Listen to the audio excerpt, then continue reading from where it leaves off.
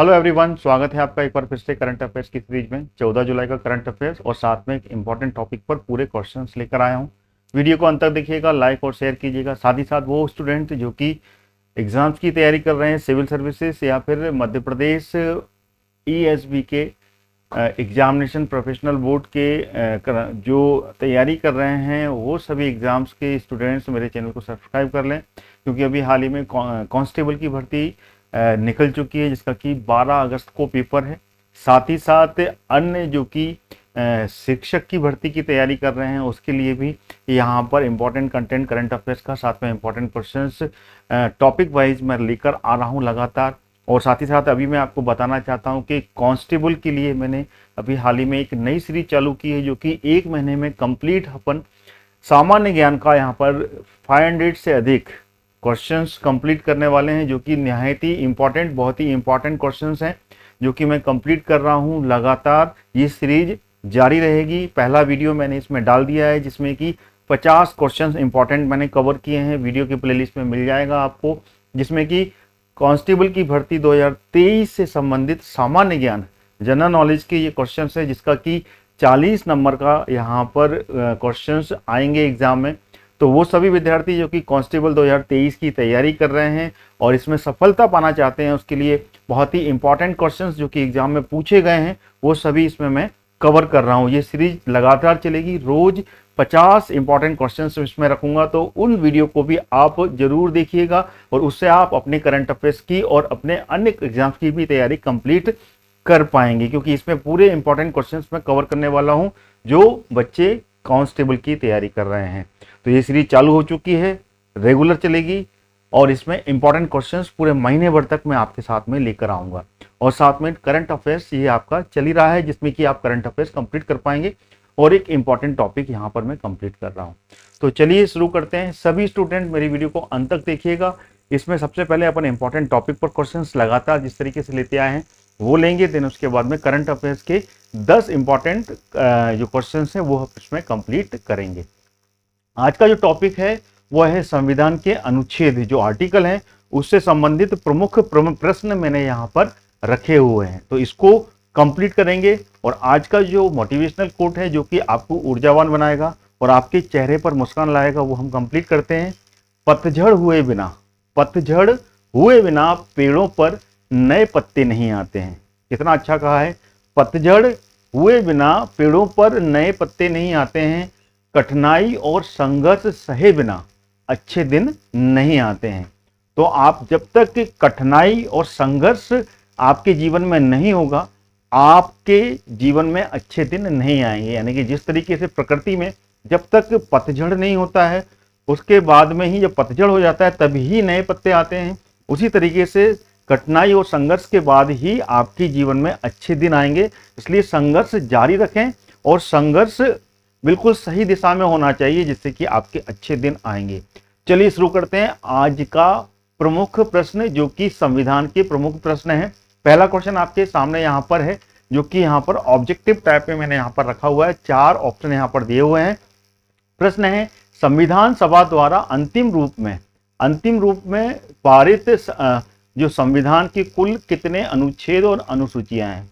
अगर हम बात करें संविधान सभा, जो कि 1946 में संविधान सभा बनी थी, उसके बाद में यहाँ पर संविधान लिखा गया था और 26 जनवरी 1950 में जब ये लागू हुआ था, जब पारित हुआ था, पारित होने के बाद में लागू हुआ था, तब इसमें टोटल कितनी अनुसूचियां थी और कितने अनुच्छेद उस समय रहे। तो इसका जो सही विकल्प है वो इसमें से कौन सा होगा? तो इसमें से जो सही विकल्प निकल के आ रहा है वो आ रहा है सी विकल्प, जिसमें कि जब संविधान पारित होकर लागू किया गया था, उस समय संविधान में कुल 395 आर्टिकल थे, 395 आर्टिकल थे और साथ में 8 अनुसूची का यहाँ पर ब्यौरा दिया गया था। देन उसके बाद में आगे जाकर ये अनुसूची और आर्टिकल में जब संशोधन हुए तो अनुसूचियां भी बढ़ी यहाँ पर और फिर आर्टिकल भी यहाँ पर बढ़ गए थे, जो कि अभी वर्तमान में इससे भिन्न है। यानी कि जब संविधान पारित हुआ था, जब संविधान पारित होने के बाद में 26 जनवरी 1950 में ये संविधान लागू हुआ था, गणतंत्र लागू हुआ था, गणराज्य बना था अपना, तब यहाँ पर 395 यहाँ पर आर्टिकल थे और टोटल 8 अनुसूचियां यहाँ पर रखी गई थी। अगला प्रश्न आ गया, वर्तमान समय में भारतीय संविधान की गणना की दृष्टि से देखा जाए तो टोटल अभी इस समय टोटल कितने अनुच्छेद हैं, कितने आर्टिकल हैं और साथ में कितनी अनुसूचियों यहाँ पर मिलती हैं। तो इसका जो सही विकल्प आपके सामने आ रहा है वो आ रहा है बी विकल्प। बी यानी कि टोटल अभी वर्तमान में 448 यहाँ पर आर्टिकल हैं और टोटल 12 अनुसूची हैं। यानी कि पहले जो आर्टिकल थे वो कितने थे, ये भी यहाँ पे मैं दोबारा लिख रहा हूँ, 395 आर्टिकल थे और 8 अनुसूची थी, जो कि 26 जनवरी 1950 को जब संविधान लागू हुआ था तब से। और आज के वर्तमान समय में टोटल 448 यहाँ पर आर्टिकल हैं, जो कि संशोधन के बाद में यहाँ पर नए आर्टिकल जोड़े गए, अमेंडमेंट किया गया और साथ में अनुसूचियों का भी प्रावधान यहाँ पर बढ़ाया गया। उस समय 8 अनुसूची थी, 8 शेड्यूल थे, अभी वर्तमान में 12 शेड्यूल, यानी कि 4 शेड्यूल यहाँ पर संशोधन के बाद में और जोड़े गए। अगला प्रश्न आ गया, वर्तमान में भारतीय संविधान में धाराओं की कुल संख्या कितनी है। अगर धाराओं की संख्या बात कर लें तो ये भी इंपॉर्टेंट क्वेश्चन है, नोट कर लीजिएगा। इसका जो आंसर है वो है 448, 448 धाराएं यहाँ पर देखने को मिलती हैं भारतीय संविधान में। अगला प्रश्न आ गया, संविधान के किस अनुच्छेद में ये अंकित है कि इंडिया अर्थात भारत, जो इंडिया, इसका 2 नाम मिलते हैं यहाँ पर, एक तो भारत, दूसरा इंडिया, ये संविधान में अंकित है, जो कि भारत राज्यों का एक संघ होगा। ये किस आर्टिकल में इसका प्रोविजन दिया गया है। ऑप्शन आपके सामने है 4। तो इसका जो सही विकल्प है वो पहला वाला विकल्प सही, यानी कि आर्टिकल फर्स्ट, पहला जो आर्टिकल अनुच्छेद 1 में इसके बारे में यहाँ पर जानकारी दी गई है कि भारत राज्यों का एक संघ होगा, जो कि टोटल जो पार्ट है उस पार्ट का पहला भाग पार्ट फर्स्ट में है। अगर देखा जाए तो संविधान में टोटल कितने पार्ट हैं, टोटल पार्ट है यहाँ पर 22 पार्ट हैं और 22 पार्ट का पहले पार्ट में इसके बारे में आर्टिकल फर्स्ट में ये जानकारी दी गई है, जो कि भारत राज्यों का एक संघ होगा। अगला प्रश्न आ गया, भारतीय संविधान के किन अनुच्छेद में नागरिकता संबंधी प्रावधान है। सिटीजनशिप जो एक्ट हैं, सिटीजनशिप के जो प्रोविजन दिए गए हैं वो भारतीय संविधान के कौन से अनुच्छेदों में, कौन कौन से आर्टिकल में इसके बारे में जानकारी मिलती है। तो ऑप्शन आपके सामने यहाँ पर दिए हुए हैं। इसमें से जो सही विकल्प निकल के आ रहा है वो आ रहा है बी ऑप्शन, यानी कि अनुच्छेद आर्टिकल 5 से लेकर आर्टिकल 11 तक सिटीजन, भारत में नागरिकता का पूरा उल्लेख मिलता है, जो कि पार्ट सेकेंड यानी कि भाग 2 का हिस्सा है। पार्ट 2 में ये आता है कि भारत में नागरिकता कैसे दी जाएगी, उसके बारे में जानकारी यहाँ पर मिलती है। अगला प्रश्न आ गया, निम्नलिखित में से किन अनुच्छेदों के द्वारा भारतीय संविधान नागरिकों को मूल अधिकार निश्चितता प्रदान करता है। मूल अधिकार मतलब जो फंडामेंटल राइट्स हैं वो कौन कौन से अनुच्छेद के अंतर्गत आते हैं, कितने अनुच्छेद हैं जो कि मूल अधिकार के अंतर्गत आते हैं और ये किस पार्ट का है ये भी मैं आपको बताऊंगा। तो इसका जो सही विकल्प इन चारों में से निकल के आ रहा है वो पहला वाला फर्स्ट ए विकल्प सही है, जो कि है आर्टिकल 12 से, आर्टिकल 12 से लेकर आर्टिकल 35 तक ये फंडामेंटल राइट का हिस्सा है। और फंडामेंटल राइट ये पार्ट 3 तीसरे भाग में आता है, जो कि 22 भाग का एक भाग है। तीसरे भाग में मौलिक अधिकार, जो कि भारत में रहने वाले जो नागरिक होंगे उनको कौन कौन से मौलिक अधिकार दिए जाएंगे। तो ये जो है ये पार्ट 3 के अंतर्गत आता है, जो कि भारत में रहने वाले नागरिकों को मिलते हैं, भाग 3 और आर्टिकल 12 से लेकर 35 तक। अगला प्रश्न आ गया, नौकरियों तथा शैक्षणिक संस्थाओं में समाज के कमजोर वर्ग के लिए जो आरक्षण उपलब्ध कराने के लिए केंद्र सरकार का जो संविधान है वो संविधान का कौन सा अनुच्छेद है जिसमें कि इसके बारे में प्रोविजन दिया गया है, कौन से अनुच्छेद के अंतर्गत आता है जिसमें कि समाज के कमजोर वर्ग एसटी, एससी और ओबीसी और पिछड़ा वर्ग के जो लोग हैं उनके लिए यहाँ पर नौकरियों में और शैक्षणिक संस्थाओं में यहाँ पर आरक्षण की व्यवस्था की गई है। तो कौन सा आर्टिकल है, तो इसमें से जो विकल्प सही निकल के आ रहा है वो आर्टिकल 16, आर्टिकल 16 जो कि फंडामेंटल राइट्स मौलिक अधिकार का ही एक भाग है, जो कि मौलिक अधिकार आर्टिकल 12 से लेकर 35 तक आते हैं। तो उसी का एक हिस्सा है 16वां और उसका 16वें का जो चौथा भाग है, चार का भाग है, इसके अंतर्गत आता है ये, जिसमें कि नौकरियों में और शैक्षणिक संस्थाओं में समाज के जो कमजोर वर्ग के लोग हैं, एसटी यानी कि शेड्यूल कास्ट, शेड्यूल ट्राइब और ओबीसी अदर बैकवर्ड क्लास की जो व्यक्ति हैं, उन सभी को यहाँ पर रिजर्वेशन की व्यवस्था की गई, आरक्षण की व्यवस्था मिलती है। अगला प्रश्न आ गया, भारत के संविधान का निम्न में से कौन सा अनुच्छेद अस्पृश्यता, जिसको बोलते हैं एट्रोसिटी, के उन्मूलन करता है, उसको हटाता है, उसके बारे में निषेध बनाता है यहाँ पर। तो निम्न में से किसके रूप में यहाँ पे आचरण का निषेध करता है, कौन सा आर्टिकल है जिसमें किसके बारे में जानकारी दी जाती है। तो यहाँ पर 4 ऑप्शन आपके सामने निकल के आ रहे हैं। तो इसका जो सही विकल्प है वो है आर्टिकल 17, सी विकल्प सही है।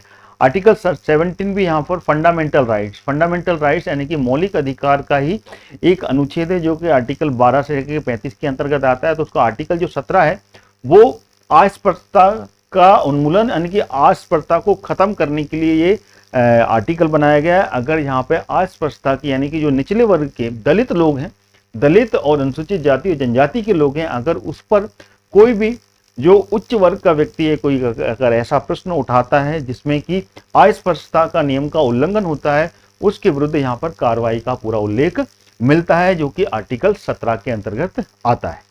अगला प्रश्न आ गया, भारतीय संविधान का कौन सा अनुच्छेद है जो कि राष्ट्रपति पद के लिए पुनः निर्वाचन यानी कि दोबारा से निर्वाचन की जो योग्यता है वो निर्धारित करता है।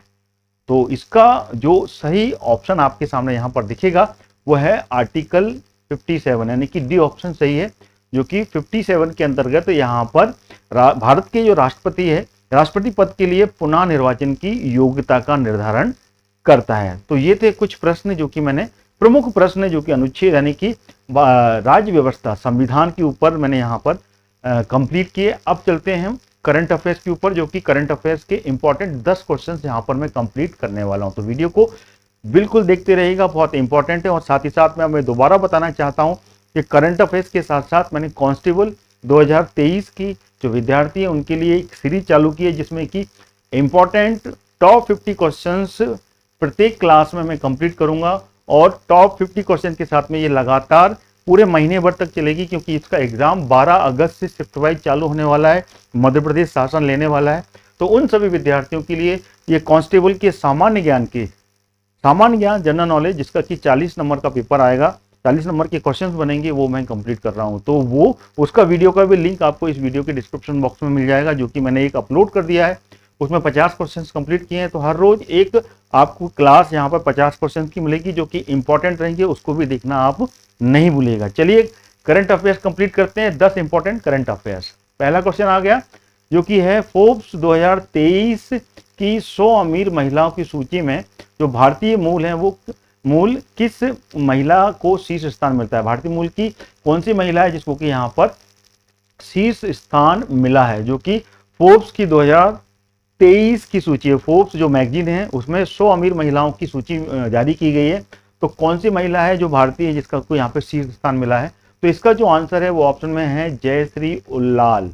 ये इसका सही प्रश्न है, सही आंसर है, जो कि जिसको फोर्ब्स 2023 की मैगजीन में 100 अमीर महिलाओं में इनको रखा गया है। अगला क्वेश्चन आ गया, डेल और इंटेल भारत के किस राज्य में AI artificial intelligence skill lab की स्थापना करेंगे। जो एआई है, एआई बेस यहाँ पर एक लैब की स्थापना होने वाली है, जो कि डेल और इंटेल ये दोनों मिलकर ये स्थापना करने वाले हैं। तो ऑप्शन आपके सामने है, इसमें से जो सही विकल्प निकल के आ रहा है वो आ रहा है तेलंगाना में ये स्थापना होने वाली है। अगला प्रश्न आ गया, संयुक्त राष्ट्र आर्थिक और सामाजिक आयोग की रिपोर्ट के अनुसार जो व्यापार सुविधा और कागज रहित व्यापार के अनुसार दुनिया में शीर्ष राष्ट्र कौन सा रहा। यहाँ पे कि व्यापार सुविधा और कागज रहित व्यापार के बारे में बात की जा रही है, इसमें टॉप में कौन सा राष्ट्र रहा, कौन सा देश रहा, जो कि संयुक्त राष्ट्र आर्थिक एवं सामाजिक आयोग की ये रिपोर्ट है। तो विकल्प आपके सामने, इसमें सही विकल्प है भारत, अपना प्यारा भारत है, जो कि यहाँ पर शीर्ष स्थान पर रहा। अगला प्रश्न आ गया, किस देश में आयोजित बास्टिल दिवस परेड में भारत की 3 सेना भाग ले रही हैं। तीनों सेना जो कि थल सेना, जल सेना और जो वायु सेना है, उन तीनों सेनाओं ने यहाँ पर ये आयोजन में भाग ले रही हैं। तो वो कौन सा देश है, तो इसमें से ऑप्शन निकल के सही आ रहा है, वो है फ्रांस। फ्रांस में ये पार्टिसिपेट कर रहे हैं, जिसका नाम है बास्टिल दिवस परेड। अगला प्रश्न आ गया, हाल ही में भारत और यूएसए ने किसके खिलाफ ऑपरेशन बॉर्डर स्क्वाड का आयोजन किया? कौन सा एक व्यवस्था है जिसके खिलाफ में ये ऑपरेशन बॉर्डर स्क्वाड का जो आयोजन किया है, जो भारत और यूएसए ने ये चालू किया है? तो इसमें से सही ऑप्शन निकल के आ रहा है नशीली दवाओं के लिए, नशीली दवाओं के खिलाफ ये ऑपरेशन, जिसका नाम है ऑपरेशन बॉर्डर स्क्वाड के नाम से ये ऑपरेशन का आयोजन किया गया, जो कि यूएस और भारत ने मिलकर किया। अगला प्रश्न आ गया, हाल ही में विश्व जनसंख्या दिवस 2023 कब मनाया गया? तो इसका सही जो आंसर है वो है 11 जुलाई। हर वर्ष 11 जुलाई को विश्व जनसंख्या दिवस मनाया जाता है, जो कि अभी हाल ही में निकला है। अगला प्रश्न आ गया, हाल ही में अंतर्राष्ट्रीय खगोलीय संघ ने किस भारतीय पेशेवर उल्का वैज्ञानिक का नाम पर ये क्षुब्ध ग्रह का नाम रखा है? जो क्षुब्ध ग्रह है, जो मिनी क्या बोलते हैं इंग्लिश में, उसका नाम याद नहीं आ रहा है, क्षुब्ध ग्रह बोलते हैं हिंदी में, किसके नाम पर ये रखा गया है अभी हाल ही में, जो कि पेशेवर उल्कापिंड के वैज्ञानिक रहे? तो इसका जो आंसर सही निकल के आ रहा है वो आ रहा है Ashwin Shekhar. Ashwin Shekhar is the correct answer. Question number 7, हाल ही में 34वें अंतर्राष्ट्रीय जीव विज्ञान ओलंपियाड का आयोजन कहाँ हुआ? अगर इसकी बात की जाए तो इसका जो सही उत्तर है वो है यूएई। जो दूसरा विकल्प सही है, यूएई में ये अभी हाल ही में 34वां इंटरनेशनल जो जीव विज्ञान ओलंपियाड है उसका आयोजन किया गया। अगला प्रश्न आ गया, हाल ही में वर्ष 2023 में लोकमान्य तिलक पुरस्कार किसे प्रदान करने की घोषणा की गई? ऑप्शन आपके सामने है। वर्तमान प्रधानमंत्री भारत के नरेंद्र मोदी को ये जो पुरस्कार है, जो कि वर्ष 2023 का लोकमान्य तिलक पुरस्कार है, इसको प्रदान करने की घोषणा की गई। अगला प्रश्न आ गया, हाल ही में, जो कि 10वां प्रश्न है, हाल ही में कैर पूजा महोत्सव कहाँ प्रारंभ हुआ? जो कि ऑप्शन आपके सामने है। इसमें से सही ऑप्शन जो है वो है त्रिपुरा। त्रिपुरा जो कि नॉर्थ ईस्ट का एक स्टेट है, बंगाल से लगा हुआ है, और यहाँ से आसाम की भी बॉर्डर छूती है, जो कि बांग्लादेश का पड़ोसी स्टेट है भारत का। त्रिपुरा में ये आयोजन होता है, जो कि कैर पूजा महोत्सव यहाँ पर प्रारंभ हुआ। तो ये थे 10 प्रश्न जो कि मैंने कंप्लीट किए। वीडियो आपको कैसा लगा कमेंट करके बताएं। वीडियो को लाइक और शेयर करना ना भूलें। साथ ही साथ में मेरे चैनल को सब्सक्राइब कर लें। मध्य प्रदेश कांस्टेबल की सीरीज चालू हो चुकी है, जो कि मैं आपको पहले बता चुका हूँ, उसको भी देखना ना भूलें। लगातार हर रोज 50 प्रमुख इंपॉर्टेंट क्वेश्चंस जनरल नॉलेज के मैं कंप्लीट कर रहा हूँ, जो कि आज फिर एक नया आपको वीडियो मिलने वाला है 50 क्वेश्चंस का। तो लगातार देखते रहिए कांस्टेबल की तैयारी करने वाले सभी विद्यार्थी। Thank you so much watching my video till and. नमस्कार।